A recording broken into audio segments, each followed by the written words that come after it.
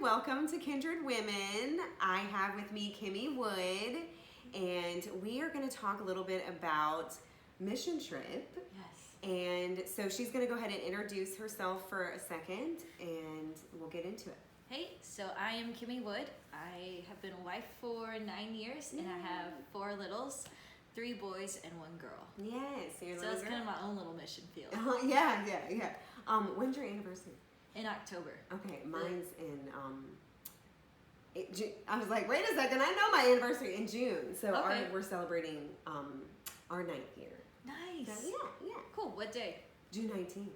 So it's coming up. It is next week. So, okay, so why don't you go and tell us where it was that you went on the trip and for how long you went? So we went to the Amazon jungle, like the jungle, The deep. the deep jungle. Yes. Like we had to take 100% deep with my us and spray it multiple times. And the bottle says, "Don't let this get in your mouth." It got in my mouth a lot. And we were there for 8 days. Okay. So what happened is we had a 20-hour layover Wow. in an airport in Baleen. And Oh, my Baleen goodness. is the 10th most dangerous place in the world. And we didn't know that before we got there. Okay, well that's good. Yeah, Nanny. because it was 4 of us ladies that Oh, traveled my there. goodness. And we arrived at 2:30 in the morning. So Okay. they're an hour ahead of us. Okay, that's not And too bad. our missionaries had reached out to friends that lived in Baleen, and they had said, you could come and stay with us, but you would have to get a taxi to us. Okay. And so all of us were just kind of like, that's really, Yeah. like, how do we know we're going to be going to where we need to go? Mhm. And she's like, oh, use Google Translate. And we're like, I remember, so I'm a 6 on the Enneagram. Uh-huh. And I was like, you want me to rely on technology Right. to get me somewhere? No, I'll stay in an airport. Yeah. But what was really cool is we got there and we were standing and we were trying to figure out what we were going to do. And this woman came up to us and started talking to us. And one of the girls with us, Tasha, she would ask a question and Tasha would ask a question in response. Okay, yeah. So finally the girl was just like, are you friends with, do you know Krista? And that was the name of the Oh missionary. my goodness. Yeah. And she's like, I'm here to tell you, like, you need to go to Krista's tonight. Don't stay in this airport. It'll be awful. Because we had like 4 big suitcases full of stuff because we all packed our stuff in a backpack on our back. Yeah. But we took goodies and stuff to the missionaries. Yeah. So, at 3 in the morning, we got my into this little tiny station wagon that held all of our stuff, and we drove to a my place with goodness. people we didn't know, and it Yeah. was just a great experience. Yeah, that's good though. That's good. And It can be then- scary, but And so we didn't know it. The man spoke Portuguese, and he just kept running red lights, and we're like, oh my goodness, why is he running red lights? yeah. And then I know a little bit of Spanish, and so Portuguese and Spanish are similar in some ways. And so like we're turning onto this road, and he's like, I don't think this is the right road. And I'm like, that's what it says. This is the right road. Right. Just go straight. You see the gate? We need to get on the other side. And so it was really cool. 2 of our girls actually got to go with this missionary couple to go pour into some Venezuelan refugees. Okay. That were While just, you guys were there? While we were there. Oh, So I nice. couldn't go because I hadn't gotten my MMR booster in time.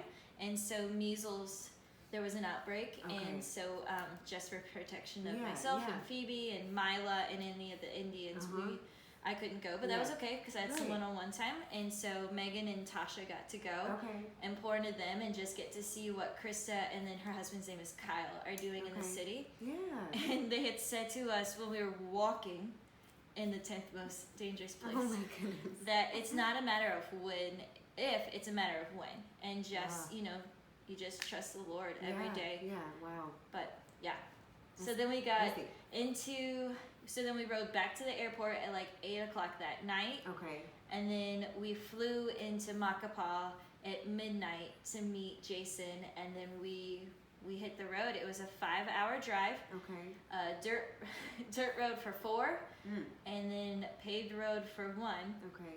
And then we got to the river about 6 in the morning, and then it was an hour long boat ride Oh my goodness. to get to the base. Wow, that's actually pretty cool though. It was. Yeah. It was intense. I bet. Okay, so a lot of amazing things happened, and we kind of shared a little bit, but I would love to hear, maybe even some of the challenging pieces, some of the pieces where you've been changed. When we go on mission trips, I've been on mission trips, but I haven't been in a probably in like 7 or 8 years. Yeah. I really would like to go on another one, maybe next year. But so why don't you share just maybe some of the big pieces that you were challenged, and where you've gained? Because when you go on a trip, of course we're pouring out to the people. That's our purpose. Like, we're going for them. But then God always changes our heart. Absolutely. Or gives us something too. It's just very special, So why don't you share just some of those things? Yeah, so we went understanding that the indigenous Indians, the women their role is second class. Like, the men are the hunters, the gatherers, the hunters, the providers, and the women, they do everything else. They take care of the children, they cook, they clean, they take care. So they live in huts. Okay, yeah. And it's humbling when you're an American and you come from all of this, and then you go there and it's like, oh, I don't need all of that. Right. One of the biggest things that I was the most nervous about was we were in the jungle, and so we had no control. So there were, jaguars, anacondas, piranhas, snakes. There were so many things that before the trip I didn't research anything, because I would have been researching all of so normally I would have. Yeah. But in this time I just knew that my friend was there, and I really wanted to see her, and that we were gonna pour into these women that she loved.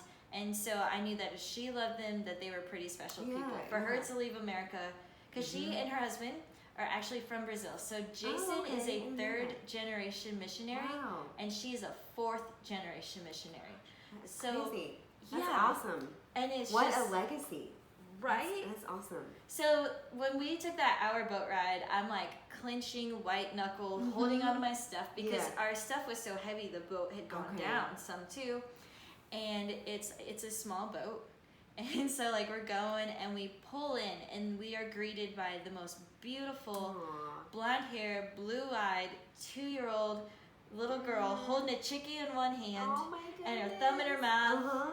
And then she takes her thumb out, and she's like, welcome. And it's like, how could you not feel like peace? And it's like, if she can do that, then I can do anything. Absolutely. And so we got there, and then you just kind of learn, like, when you're in the jungle, you're always looking down, you're looking around, you're always making sure you keep like your eyes open. And when you don't have your phone to distract you, or you don't have your own kids that you have to chase, you really can focus on the things that are around you.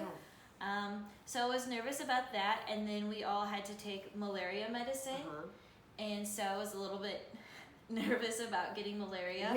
But mostly I was just nervous that I was going to get eaten by a jaguar, because there had been a jaguar on the base. So they have sheep. In the middle of the Amazon jungle, they have sheep, and it used to be in their helicopter pad, which is so cool that they have a helicopter pad on this base. That sounds awesome, Like, when I think of paradise, I think of the base that we were at, because it was just amazing. And so they ended up moving the sheep, but they had the sheep to show the Indians, because in the Indian culture they don't have sheeps, and so they don't understand the parables. But because Jason and Christina have sheeps there, and they can watch the sheeps and do the things sheeps do, they get it. And so it's just like another layer of like how awesome our God is, to give them the wisdom to have that. But it's just we joked and said like that they were living a millennial's dream, because they live in a tiny house with solar powered everything. They eat from their land. Like, the best eggs I've ever had came from their chickens. And then she has a garden and a greenhouse, and it's just, and then the fruit, like, they would pick a fruit off the tree, we would eat it. It was amazing. Yeah, that sounds like it. So, Awesome. and then when we shared our stories, you know, like how are the men gonna feel with us coming to encourage Right. and empower these women? Like, how are these men gonna take it? And are they gonna be happy that these American women Right. came in? And in their culture, like, I'm a smiler, I'm a waver, I'm a hugger. Me too. And they're very stoic. Okay. And so, like, here I'm like, Yeah. and so it's like, well, how will that be received? So, like, just the fear of rejection as Okay. well. Yeah. And then I had my own fears, like, I had said, like, I will never swim in the river. I will not eat any of the food. Okay. Like, I packed extra food for myself because I was like, I can't get sick, because if I get sick, then my kids, like, all this stuff. And so the last thing my husband said to me was, I really hope you don't let fear hold you back. Like, good. I really, like, I hope you experience this once in a lifetime thing. And so I don't know if you ever fight with your husband, but I was just like, do I? like, yeah. Like, well, I'll show you. Right. Yeah. Kind of Yeah. thing. Yeah. But I mean, you're in the jungle and you have no control. So did you swim in there? And did you? So actually, there's this really awesome moment. We went and we had poured into one of the villages. And we had done a women's event, and we poured into these women. We shared our stories. I really connected with the woman, and then we washed their feet, and we painted their nails, and we explained the story of Jesus washing the feet. And then that is humbling. That is so humbling. And it makes you appreciate, and it makes you, whosever feet you're washing, it makes you just love them even more. Yeah. Which you would think it would be like, would you really want to like? Because so they wear flip flops or they go barefoot. Right. And so then we came back, and we also knew that we were going to serve Jason and Christina. And so we had been asking Christina, like, what can we do to help you? Yeah. And so they have a daughter, Mila, and she said, can you take Mila down to the river to swim? And so I was like, yep, yes I will. So we put her little puddle jumper on, and it has like a little rope, and we took her down to the river. And they have an English bulldog and a boxer. Okay. I'm pretty sure it's a boxer. Yes, a boxer. That are there. Like, they brought these American dogs, or they got a couple of them in Brazil. They have dogs that are not normal. Okay. For Brazil. Right, for Brazil. Okay. Yeah. So, they go down with us, and I had learned by watching them, like, that they knew their territory, they knew their area. And so Mila jumps in, and I'm like holding the rope, and I'm like scanning the water, and I got really nervous, and I like pulled her in real fast one time, and she like looked up at me like, what was that? And in my head I had convinced myself that there was like a caiman, which is like a crocodile, like around the corner, because those are everywhere there too.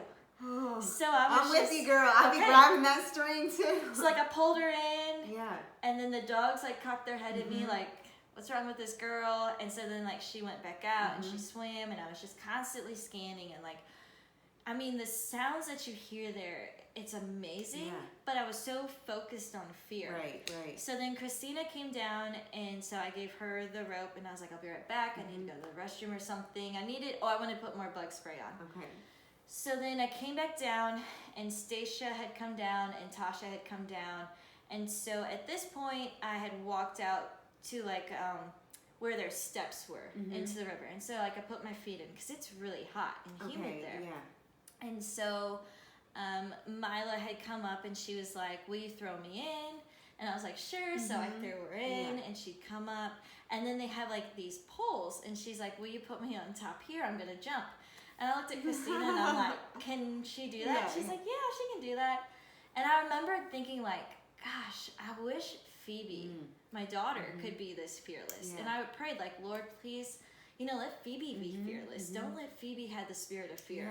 And then like Mila jumped, and then she swam up again, and she's like, I want you to throw me again. And so then like as I'm throwing her, and I'm like, why don't I pray that for myself?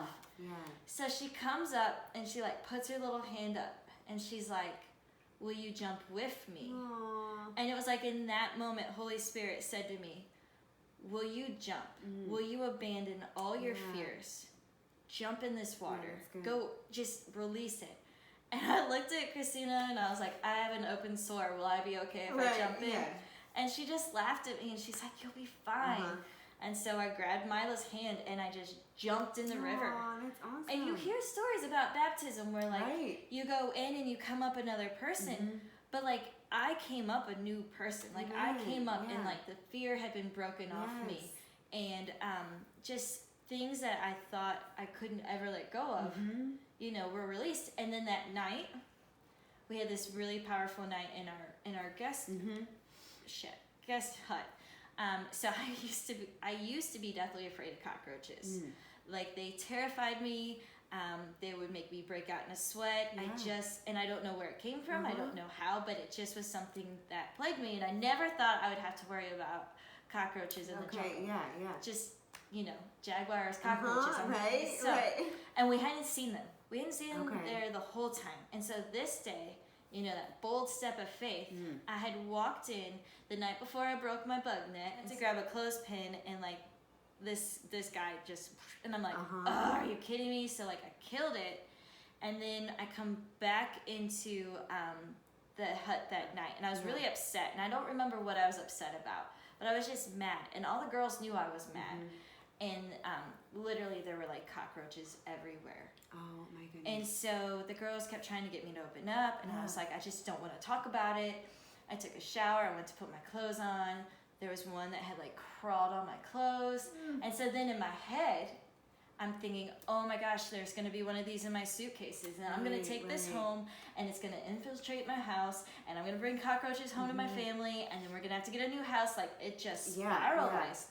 So then at this point, the girls were like, I think that you need to just go to bed. And I'm like, I agree. So I open up my bug net, I get into my my hammock, and I shut it. And it's like, I know at that moment that there is one in my bug net. Like I could just sense it. I just knew it. And I turned to the left, and it's crawling up. And they said that I did a blood-curdling scream, to the point where Jason in their house heard it, and he's like, if she screams again, I'll go back. And so the girls come out, and they're like, what now? Because they're frustrated with me, because I won't tell them what's wrong. And I like rip open the thing, and I was like, I'm just so sick of this. And they're like, what are you sick of? And so I was able to just share with them like this deep lie that I didn't realize had been there. You know, that the cockroach is triggered. And so we're sitting there, and I'm just telling him my story, and I'm telling him stuff I went through as a kid, and I'm telling him like, you know, what I experienced and insecurities that I had. And then in that moment, like all three of them came around me and just started praying for me. That's so good. And as soon as that prayer was done, we look up, and these little tiny lizards come in to eat the cockroaches. And it was like God's sign saying, give it. Let go of it. I've got you. That's good. And so we didn't see another cockroach the entire time we were there. So it's like, huge things happen. Definitely. And the fear thing, I definitely can say has not always been something, but when I've gone on mission trips, I would say fear has definitely been in the back of my head, you know, when I'm going somewhere. And I've gotten very, very sick on trips. So, you know, the vomiting, the other way, like just that hit me when we came home. I had Montezuma's revenge.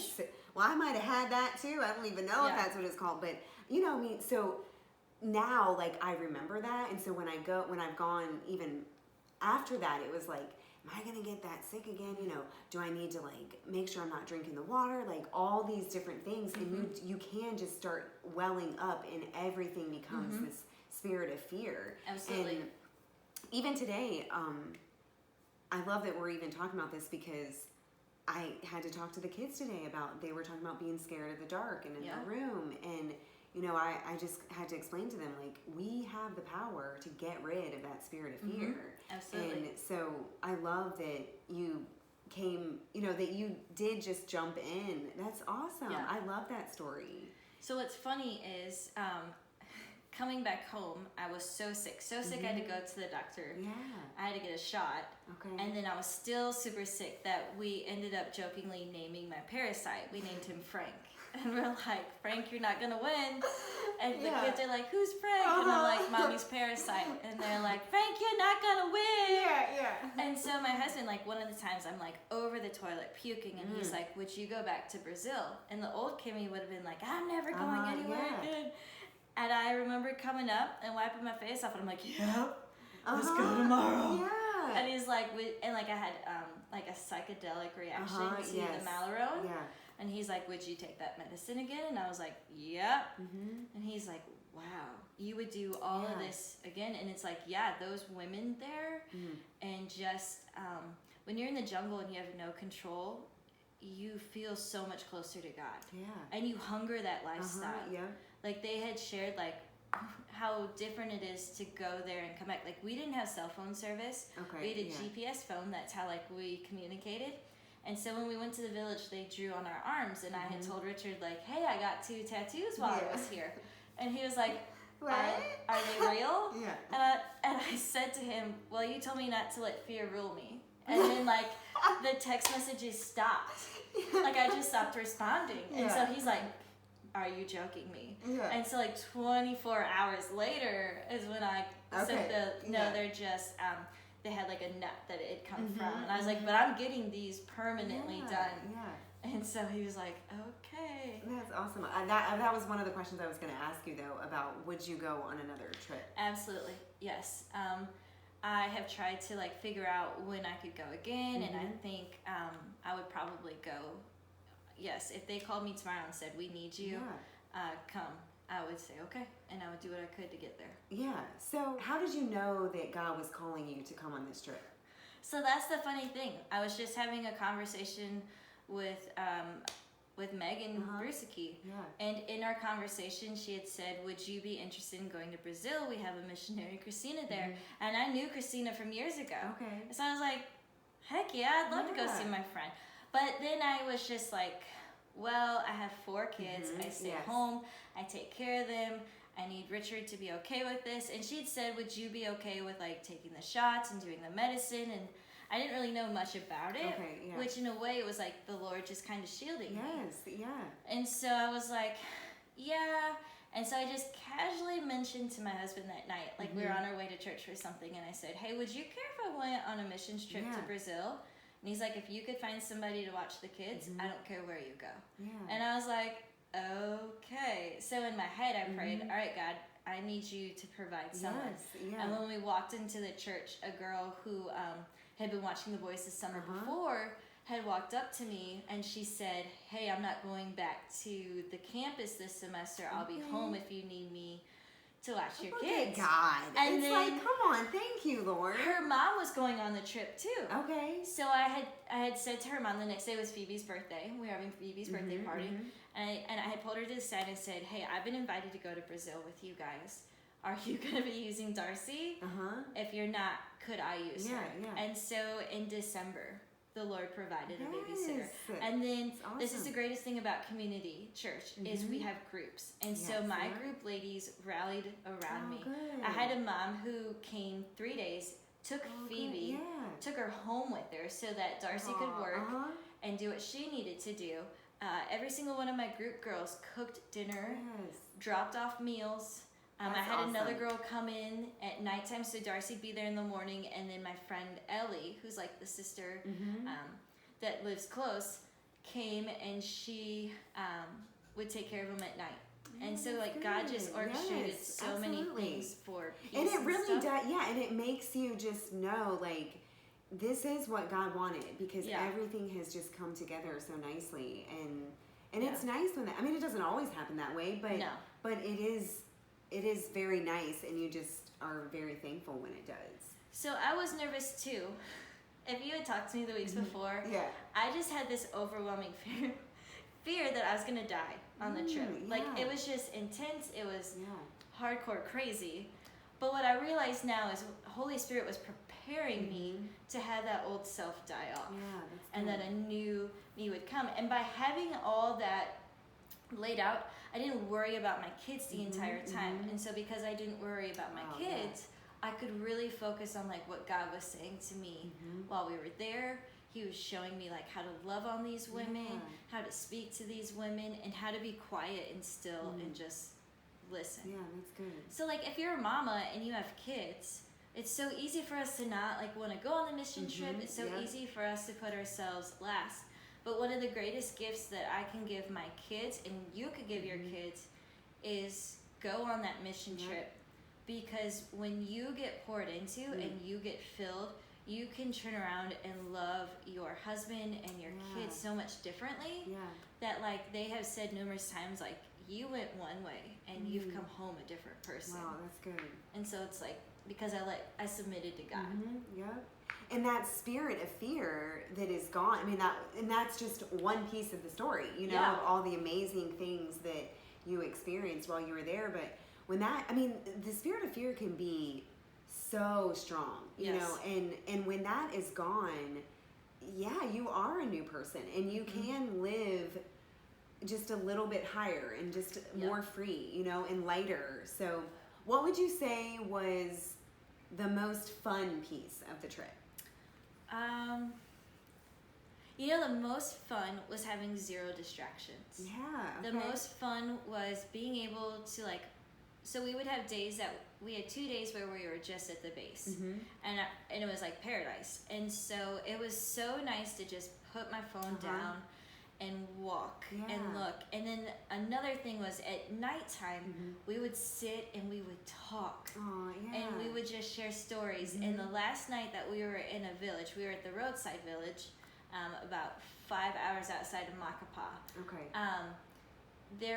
All of us women were there. So us 4 Americans, Christina, our missionary, we had brought an Indian woman back with us because she was going to visit her husband in the hospital.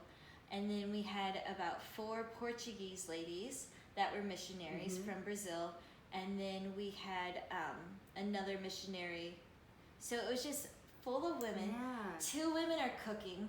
We're all around the table talking about our babies, showing pictures of our babies. And Tasha had said, she started to tear up and she's like, this is what heaven's going to be like, but we're all going to understand each other.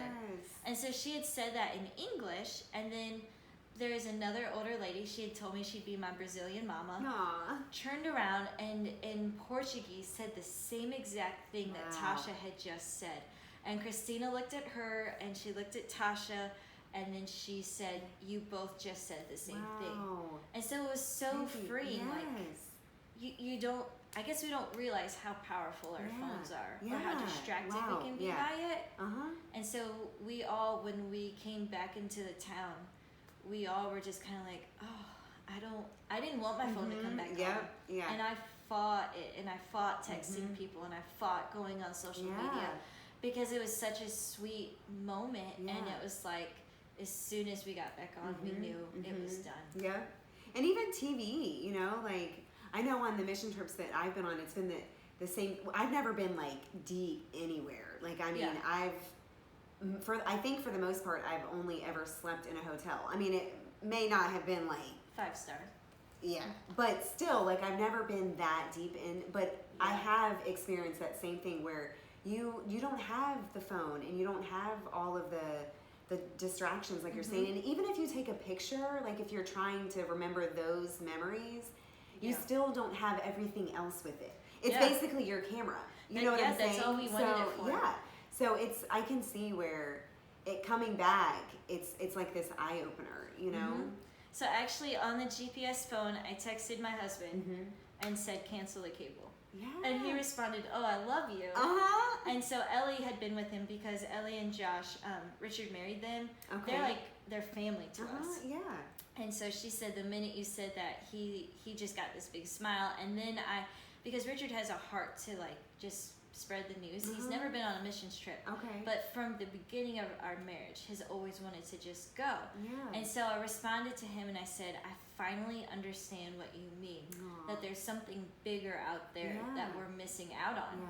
And so, and like when you're washing your own clothes and you are just, and it's quiet and you hear the birds and you feel the wind, it's like, God is so close. And so I remember sitting there and being like, I want this. How do I have this? And he's like, be still. Get rid of distractions. Wow, that's good. Be ready. That's what he kept saying to me is, be ready. Like, be ready. Wow. So I love that. I'm ready. Yeah, that's good. Yeah, this is a lot of really, I mean, I feel like there are so many different pieces. fear, Yep. being ready, not being distracted. Like there's a lot of really, really awesome stuff that you can take from this. What's just one thing that you would like to share with them for them to kind of get out of our whole conversation? I guess the one thing I would say is God is always speaking to us. Yeah. Are you being still to hear it? Are you trusting what he's saying to you? And are you doing what he says? Wow, yeah. So like with me, I had to have a 2-year-old speak for me to hear Holy Spirit. Yeah. And then it's every time since coming back, we had Memorial Day weekend, and my mother-in-law lives on the river, and she has a paddleboard, and I'm like, I'm jumping in the river. And when I jumped in the river, I like tore my whole arm up. And my kids were watching, and they started to cry, and they're like, Mommy, there's sharks. I'm like, there's no sharks. Right. And I'm sitting there, and Richard's like, all right, come on, I'll pull you back up. And it's like, no, like, I don't have fear. This will heal. Let's have a good time. Yeah, and then in that, my kids could see, like, fear doesn't need to hold me back. And so each of them got to come on the paddleboard with me. And then we went again this weekend, and both of them would be like, I'm not jumping in the river. They jumped in the river and swam. And so it's like when we're obedient, when we listen, and when we do his action step, our kids are watching us, our nieces are watching us, people we don't even know are watching us. And they want to see, like, if this person is going to be obedient, and then they see the fruit of that obedience, we're not to compare, but sometimes you can use that as motivation. Yes, absolutely. To say, okay, I can do this too. Yeah. Because we all have a story. We all are parts of the body. We all have like this role that we are supposed to play to make the kingdom. Bring the kingdom here. And when we are obedient, we're doing that. Think of the lives that we're going to impact and we're going to touch. Yep, absolutely. Sometimes, it may be an entire village in a whole other country, or it may just be your kid. Yep. And it's okay if it's just your kid, because you don't know the things your kid's going to do. Exactly. Yeah. Amen. So this is so good. Yes. Thank you for coming. Yeah. I really appreciated you coming on, and I know that you're just going to get some wisdom and some encouragement today from Kimmy. So thank you for watching, and we will see you later.